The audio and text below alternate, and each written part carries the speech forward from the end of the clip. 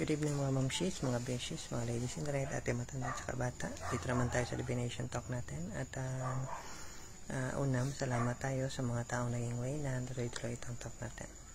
Okay. Next, mag-disclaimer po tayo na walang legal psychological therapy service na ginagawa tayo. Yung ginagawa lang natin is nagbigay lang tayo ng ideas. Talk lang ito tungkol sa alchemy, metaphysics at saka spiritual science. Yung audience po na expected natin is isa lang po, mga mamshi, mga beshies, ladies in red, ate matanda at saka bata. Kung may mga lalaki, salamat.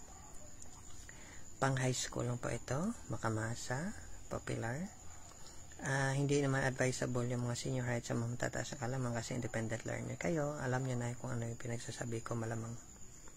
Okay? At saka, madali nyo namang malaman kung saan ko napulot yung mga ideas. Dali-dali na naman kasi may internet na ngayon. Madaling hanapin, mag-type ka lang dyan. Makita mo na agad yung sagot.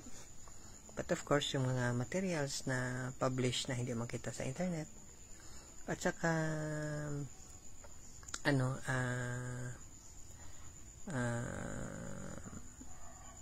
yung mga exclusive na mga publications. Hindi nyo po kita yung work online. Okay, unless siguro nababasa naman talaga kayo. Yung isa pa dyan is pwede nyo i-take advantage yung AI. Mag-search kayo sa AI. Pero sa pagkaalam ko, nung nag-compare ako ng 10 AI na merong mga AI na pag mali yung paglagay mo ng tanong mo, i-lock ka niya. Ibig sabihin hindi na siya sasagot sa iyo. Pero may mga AI na pag magaling matama yung itanong mo sa kanya,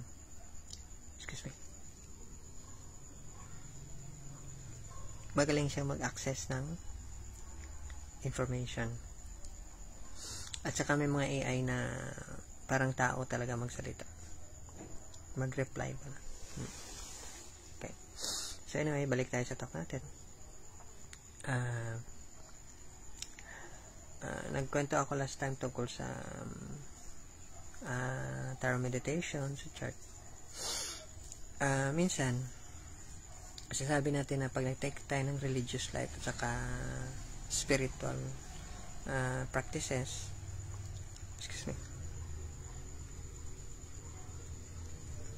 parang nasagot na yung natin sa buhay, yung mga katanungan. Pero may pero habang tumatagal tayo sa practice, parang may nararamdaman tayong kulang. So ngayon, ika-convince natin yung sarili natin, baka yung mali ay sa akin, mali ako, kaya ako nagkaganito. Okay, excuse me.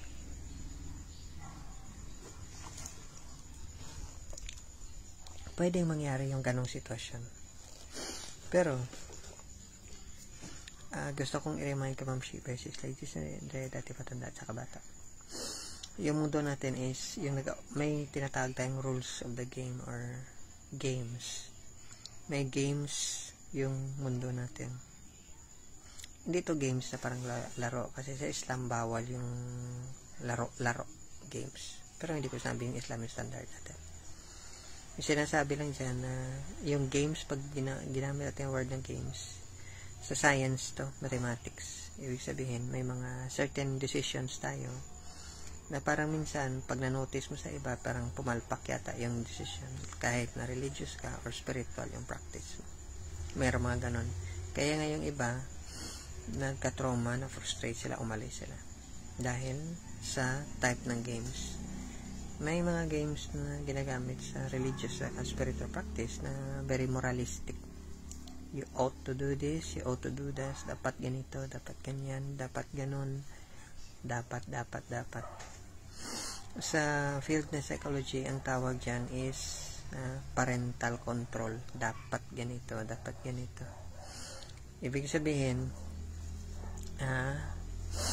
parang walang utak yung tingin mo sa kapwa mo. Dapat ganito eh. Di ba dapat ganito? In short, yung pinaka-maiksi na idea na sinasabi ng kausap mo, dapat lang utak. Dapat ako lang may utak. So, dahil ako may utak, susundin mo yung gusto ko. Yung inuutos ko sa'yo, ano pinapagawa ko. Dahil ako lang may utak, ikaw wala kang utak. Na alam mo kung anong klaseng pag-iisip yan. Ibig sabihin, hindi superiority complex yun. So, pag may superiority complex ka, actually, kung sa mathematics, parang reciprocal siya. Excuse me. Okay. Reverse. So, ibig sabihin, nung maliit ka pa, very traumatic yung experience mo. May mga untold stories ka na hindi mo na sabi-sabi sa iba. Ngayon, nagko-compensate ka by domineering characteristics mo. Alam mo yung parang ikaw lang lahat ng may say, ikaw lang lahat ng tama.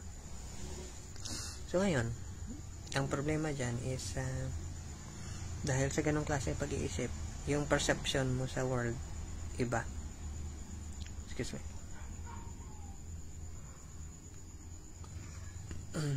Yung perception mo sa world ay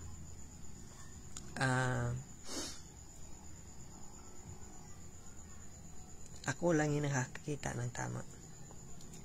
Unfortunately, based sa mga studies, mga previous studies sa psychology, hindi naman natin sinasabing perfect, pero majority sa mga responses, nakikita na pag hindi healthy pala yung exposure mo ng childhood ka, hanggang tumanda ka, carry mo yan. Not unless na very insightful ka. Now, ito pa yung trick. Based sa mga studies, minsan, sa mga published works, kala natin malalim yung insight natin sa sarili natin at saka sa ibang tao. Ang problema, mali pala yung insight natin. So, ngayon, ang consequence dyan is, ang outcome na in-expect natin hindi mangyayari. Okay. Kasi, the way tayo mag-think is medyo mali na. Okay. Yung presumption. Okay. So, katulad yan, excuse me. Nag-take up ka ng religious or spiritual practice. Master game. Pero yung pinapairal mo is legalistic system. Parang ganito yan, mag-take up ka ng religious life, spiritual life. Pero pag may nag-criticize sa'yo, law yung ginagamit mo. I have freedom, which medyo tama naman siguro yan, pero hindi mo makita sa religious spiritual writings yung teaching sa law, human law, kasi dinidisregard nga yan. Kasi may mga laws, human laws, na contrary actually, opposing yung ideas niya. Sa spiritual practice, nagsusubmit ka. Kasi test mo yun sa sarili mo. At saka self-discovery. Sa legal system, kailangan i-insist mo yung rights mo. Yung individuality mo. Well, hindi naman natin sinasabing mali yun. Pero kasi yung basic premise, yan yung problema dyan. Okay. Yung ang basic premise of spiritual religious practice is receptive ka. Ang basic premise sa human laws, assertive ka. Ganon yung problema. Kaya nga receiving end kasi spiritual religious practice. Sa human laws natin is ikaw yung assertive, ikaw yung nag-assert ng authority mo. So ngayon, yan yung nakakatawa minsan sa mga ibang spiritual practitioner at saka mga religious practitioner, kasi pag naalangan sila ito yung gagamitin nila, which supposed to be na overcome na nila. Kaya nga minsan nakakatuwa kasi pag may problema yung mga religious spiritual institution, tatakbo sila sa legal system, which hindi yon recourse ng mga spiritual religious practitioner talaga. Hindi tumakbo si Master Christ sa religious system. Yung iba yung authority niya. Yung mga great spiritual master, hindi sila tumakbo sa mga magistrates, mga judges, hindi sila tumakbo. Kasi iba yung basic premise nila. Minsan yun yung makikita mo talaga na yung root na na ang anchor ng isang practitioner is wala pa talaga sa spiritual practice niya. Pero okay lang yun kasi wala namang pilitan. So ngayon, ganun yung mangyayari. Now, ang tanong ngayon dyan is, since confused yung mo, nag-waver ka from left to right, excuse me. Ngayon, naniniwala ka na tama yung naging choices mo. Unfortunately, pag na-discover mo later on, later sa life mo na medyo may something wrong sa mga choices mo, yun ang problema ngayon. So, ang tanong ngayon dyan is, sa present moment mo, how would you know na yung choice mo tama? Ano yung magiging basis mo ngayon? Kaya nga risky kasi alam mo yung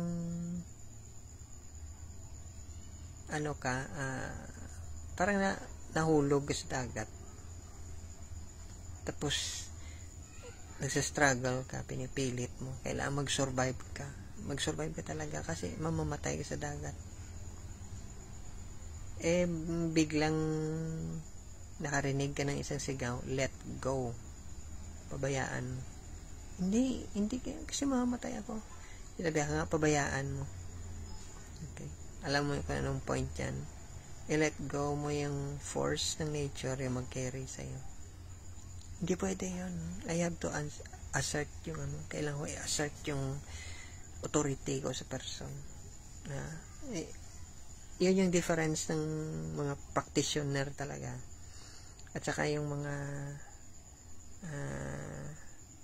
nagtatrying hard mag-practice. Kasi yung mga practitioner talaga, nagle-let go sila. Ina-allow nila yung force ng nature na mag-propel sa kanila.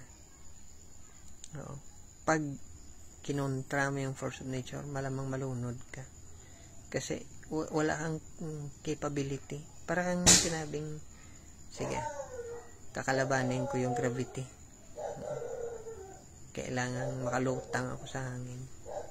May mga practitioner na yun yung isa sa mga purpose nila sa buhay. Ganun yung iba. Ang purpose nila is because traumatic yung experience nila. Kailangan nilang i-impose yung what is right sa ibang tao. Ang problema is baka magsuntukan kayo later on. Ayun yung problema dyan pag nag-impose ka. Kaya nga sa teaching sa Taoism at saka sa ibang mga Asian, majority sa mga religious practice Asian, hindi ka mag-resist. In fact, ang sabi ni Master Christ, pag sinampal ka sa kabila, ibigay mo yung kabila. Ngayon, yung mga so-called na practitioner, kunwari daw nagpa-practice ng religious spiritual practice, pag sinampal ka, suntukin mo. Yun yung i-advise nila. Kasi may karapatan ka dahil tao. Pero sa spiritual practice, never nag-instruct si Master Christ sa Metaphysical Bible na pag sinampal ka, suntukin mo. Never. Sabi niya, pag sinampal ka, ibigay mo pa yung kaliwa. Pag kinuha niya yung damit mo, ibigay mo pa yung jacket mo. Yun yung difference sa mga practitioner talaga at saka yung mga nagtatrying hard mag-practice. So makita mo ngayon na itong mga taong to is wala lang magawa sa buhay nila, kaya nagkukunwari mag-practice. Kunwari nagpa-practice sila ng religious or spiritual life, pero hindi sila talaga nagpa-practice kasi hindi nila ina-allow yung force of nature na mag take control. Hindi guidance ng higher guidance ay tinatawag. Ipilit mo ba yung gusto mo? Ganun. O dahil doon malakas yung resistance mo.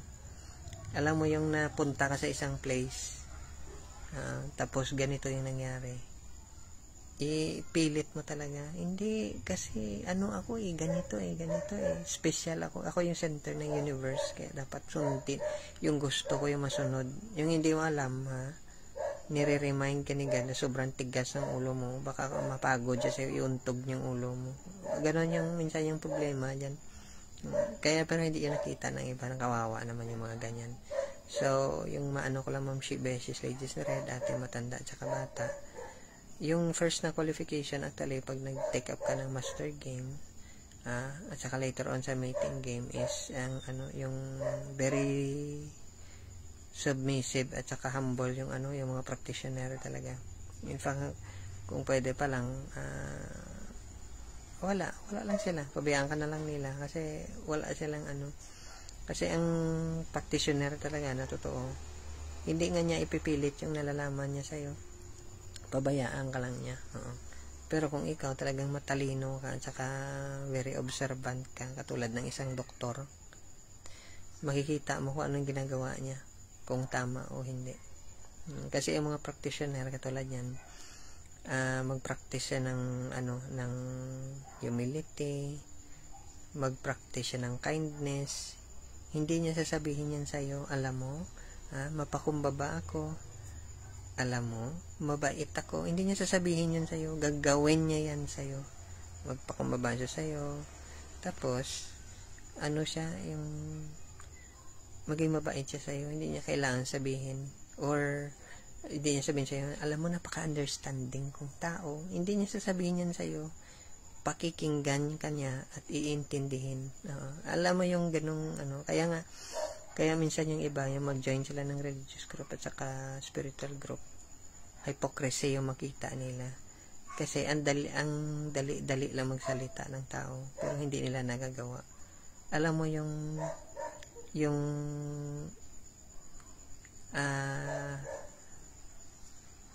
tuturuan ka niya kung paano magiging mapagbigay. So ngayon, bibigyan ka niya ng lalagyan para magbigay ka. Alam mo yung gano'n, nakakatuwa minsan yung gano'n. Kung gusto mo makita, maintindihan ng tao yung ibig sabihin ng mapagbigay, edi magbigay ka muna. Ganon yan. Kung gusto mo makita, kaya nga sa Buddhism at saka ibang practice, meron silang bowl na hihingi sila kasi ipapakita talaga nila sa'yo na walang-wala sila. Binababa nila yung sarili nila. To the point minsan, kung hindi maintindihan ng ibang tao, sabihin sila, ang tamad mo. Pero talaga nagpapakumbaba yung mga ganong klaseng tao. Nakakatawa yung ganon. To think of it, yung mga ganong klaseng tao is, yung iba dyan, napaka nila, wealthy. So anyway, iba-iba yung mga training, iba-iba yung approach sa mga master, iba-iba yung kaya nga, once na na-learn mo yan sa spiritual master, mentor, coach, yan yung ngayon yung ipapractice mo sa mating game. Pag kahanap ka ng mate mo or partner mo sa buhay, yan ngayon i-demonstrate mo, yan din i-demonstrate niya sa'yo. Kasi yung first step sa sa pag-form ng 8 petals ng lotus para sa restoration ng nag-slow connection tayo, restoration ng Edenic life, yung ikaw muna yung unang magpakumbaba. Kaya nga nagkapalpak-palpak kasi yung story, kung tingnan mo sa Garden of Eden, nag-umpisa mag-initiate si Eve ng sarili niyang programa, pumalpak ngayon siya.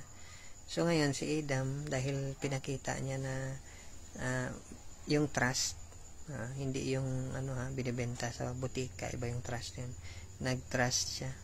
So ngayon nadamay siya sa kapalpakan ni Eve. Hindi ko sinabing mali yung babae, pero ang point niya na kung gusto mong mag-learn trust yung isang tao, ikaw muna mag-trust. Umpisahan mo, tatapusin ko. Yun ang sabi nila. Kung ano yung virtue, parang katulad yan, hindi ka takot na na na mawalan ka.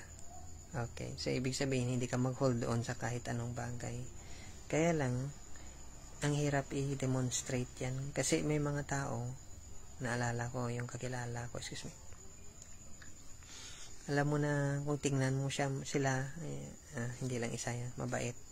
Pero pag nagasgasan yung sasakyan niya, mumurahin ka. May inis sa'yo, hindi ka papansinin. Alam mo yung ganun? Kasi mahal na mahal yung sasakyan. Alam mo, bagong-bago pa. Nagasgas mo. Ganun yan. So, ganun yan. May mga ganong klaseng tao na, anyway, okay lang. Kasi ganun naman talaga yung buhay. Pero ang point yan is, kaya nga yung mga totoong practitioner talaga, according sa studies, 1 in a million yun. Kasi kung madali mong makita sila, wala sanang problema yung society natin, walang problema yung mga families. Ang totoo dyan, dahil sa mga laro na yan, napakahirap nilang hanapin. Mahirap maghanap ng totoo talagang nagpa-practice. Kasi tatlo yan, parent, adult, at saka child. So yung child doon, ang child dyan is kahit na anong saklap, pait, trauma yung pinagdaanan niya, yung tingin niya pa rin sa ibang tao is something na hindi niya nakikita yung niya, parang naive nga siya, pero dahil child yun, kaya nga yung pwede lang lumapit kay Master Christ, mga child. Yung isa naman, yung mga adult, sila yung mga taong bukas yung pag-iisip nila, kahit anong minsan hindi mo maintindihan, minsan walang nakakaintindi sa isang tao. Sila yung tipong tao, pag tumingin sila, wala silang prejudice ang tawag doon. Wala silang set na idea sa isang tao. So, titingnan lang nila yung isang tao, parang titingin lang sila. Tapos, para silang nag-aaral, wala silang opinion sa isang tao. Titingnan nila kung anong ginagawa ng isang tao hanggang sa maintindihan nila ngayon. Ganon yun. So, hindi katulad ito sa legal system natin or sa human laws na may mga set na opinions. So, magkaiba yung mga spiritual practitioner at saka yung gumagamit ng law. Kaya nga, hindi madali. Kaya nga, ang tawag dyan is narrow path. Kasi, iilan-ilan lang talaga. Iilan-ilan na yung taong maiinis na siya sa'yo. Pero, titingnan ka niya as someone na nagkakamali ka dahil hindi mo alam yung ginagawa mo. Yung ibang tao, akala nila dahil may puti na yung buhok mo, lahat ng bagay alam mo na. So, ngayon magmamoralize sila. Kasi dapat alam mo na ganito kasi ganito. Hindi nila alam. Hindi lahat ng tao alam lahat ng bagay. Kahit matalino ka minsan, may mga shortcoming ka. Kasi may mga alam mo ko dyan matalino, hindi nga marunong magsalita sa ibang tao. Mali-mali yung sinasabi nila. Iba yung sa isipan nila, pero kung sa magsalita sila mali. May mga tao rin na alam nila kung ano sasabihin nila, pero pag ginawa na nila, nagkakamali sila. Clumsy ang tawag doon. So, ganun yan. So, ngayon, kung hindi ka sa adult na stage, adult ka magtanaw sa mundo, yung pagtingin mo sa mundo para kang adult na nagla-learn, wala kang lahat ng tao sa paligid mo may mali. Yun yung kahit na yung mga ibang tao na yung mga kulang sa kaalaman, kahit matalino, kahit yung mga galit, hindi mo sila makikita as they are. Yung tinitingnan mo yung sa mind mo, yung paniniwala mo. So ngayon, ito yung pinakamalaking tanong. Paano mo ngayon malaman kung yung tinitingnan mo is subconscious mo o hindi? Kasi yung subconscious mo, hindi yan static. Fluid yun. Para siyang ganito yan. Para siyang shadow mo. Every time na, kasi nakatingin ka sa araw, every time na mag-iba yung position mo, yung shadow, nag-iiba rin yung position mo. Nag-iba rin yung position niya. So ngayon, paano mo malaman na hindi shadow yung nakikita mo? Shadow mo. Ang shadow mo, ibig sabihin, yung mga nakatago mong masamang ugali. Paano mo nalaman na hindi yun ang nakikita mo? So, yun ngayon. Kaya nga may master game, kailangan mo ng spiritual master, mentor, at saka coach para ma-discover mo yun. Kasi yung mga totoong mga master talaga, yung mga tataas na level na mga master, halos hindi ngayon magsalita. Sila yung mga tipong wala sila nakikita sa'yo na parang nakikita ka lang nila na someone na nagta-trying hard sa isang bagay na hindi mo pa alam. So minsan matatawa siya sa'yo kasi alam niya hindi mo alam. Yung nagpa-pretend ka na alam mo. Tapos later on, alam mo yung may mga taong alam na pag nagsalita sila, parang alam na alam nila yung sinasabi nila. After 20 years, ma-discover mo, baliktad na yung ginagawa nila. May mga ganong klaseng tao. Na wala silang foresight sa pinagagawa nila. Yung parang akala nila madaling magdesisyon. At saka matansya mo yung consequence. Yung hindi nila alam is mabilis sila magdesisyon, hindi nila nakita yung undesirable na consequence. May mga bagay or may mga desisyon tayong ginagawa na kung tingnan mo sa una, parang okay siya. Pero later on, catastrophe yung outcome niya. Ibig sabihin, hindi mo na pwedeng baguhin. Fatal ang tawag nila. Ganun. So, kaya nga, yung mga ibang tao, most sa mga tao na namamatay bago sila mamatay, ang dami nilang regrets. Sana hindi nila nagawa. Sana nagawa nila. Alam mo yung ganun. Kasi, dahil yon sa, alam mo yung, saka ka na lang mag-isip, gawin mo muna. Ganun yan. So, anyway, ganun naman talaga, trial and error. Ang problema dyan, pag nag-error ka at saka mamatay ka, yun ang problema mo kasi wala ka ng trial ulit. Okay.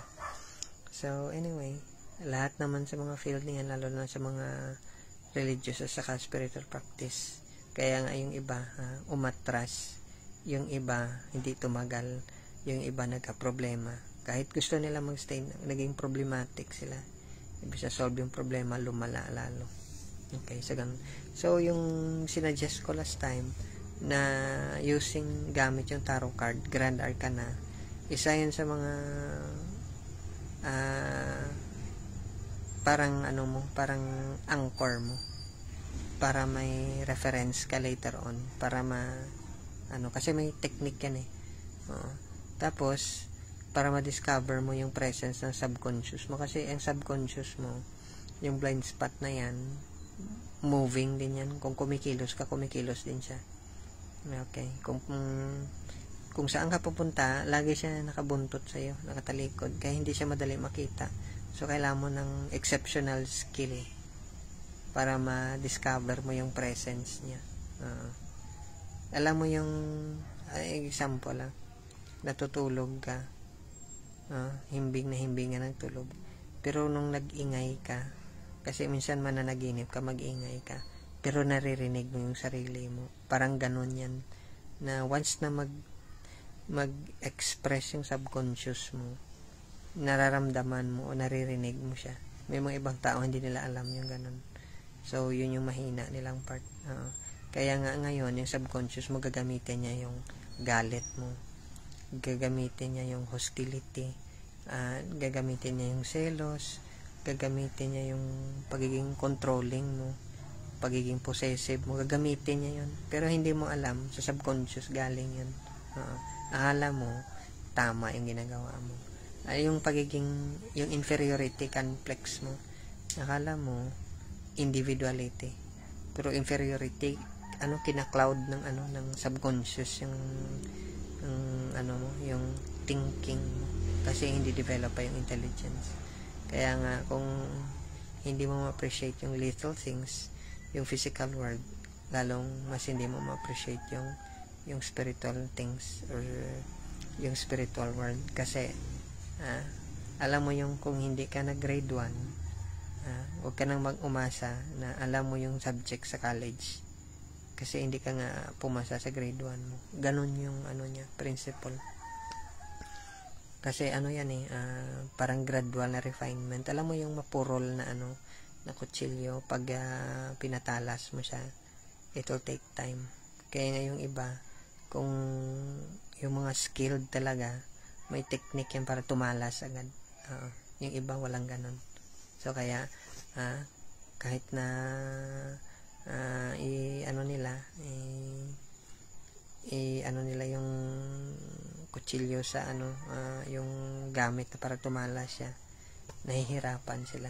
Ganon din yung natin. Nakala natin easy yung subconscious, easy yung develop. Kaya nga, huwag kang magtaka, Ma'am Shi, Beses, Ladies, Rete, Matanda at saka bata. Pag nag-join ka ng isang religious organization, sakitin yung mga tao.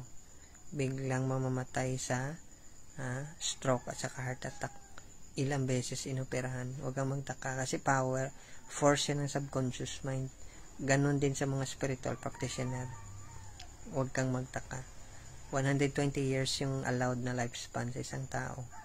Once na mag-dominate yung subconscious mo, maaga kang mamatay. Ganon yun. Kasi hahatakin kanya sa suicidal tendency mo, thanatos, yung self-mutilation na tendency mo. Okay. So anyway, I hope so may napulot kayo. Hindi natin patagalin, medyo simple lang to. Pero yung insight sa nauna nating sana magkaroon kayo ng makuha nyo yung essence nun. Kasi otherwise, wala rin. Parang wala ring sense minsan kung makinig ka na hindi mo nakuha yung pinaka-idea. Anyway, thank you sa time nyo. At saka nasa mabuti lang tayo. Okay? See you tomorrow. Magkaroon tayo ng opportunity. Thank you and bye-bye.